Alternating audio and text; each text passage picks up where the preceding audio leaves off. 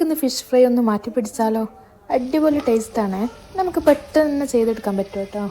ആദ്യം തന്നെ ഒരു പാൻ എടുത്ത് അതിലേക്ക് വെളിച്ചെണ്ണ ഒഴിച്ചെടുക്കുക. അതിൽ 1.5 സ്പൂൺ മുളക് പൊടിയും 1/2 സ്പൂൺ മഞ്ഞൾപ്പൊടിയും ചേർത്ത് നല്ലോണം മിക്സ് ചെയ്ത് കൊടുക്കുക കേട്ടോ. എന്നിട്ടാണ് നമുക്ക് ഫ്ലെയിം ഓൺ ആക്കേണ്ടത്. എന്നിട്ട് നമുക്ക് മീഡിയം ഫ്ലെയിമിൽ വെച്ചിട്ട് ചെയ്തെടുക്കാം.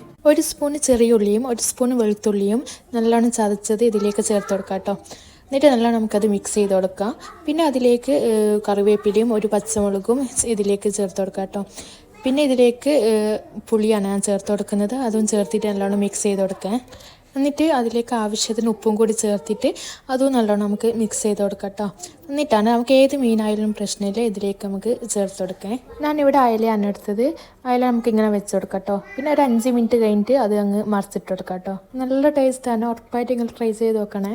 അപ്പോൾ എൻ്റെ വീഡിയോ ഇഷ്ടമാണെങ്കിൽ എല്ലാവരും സബ്സ്ക്രൈബ് ചെയ്യാൻ മറക്കല്ലേ. ബൈ.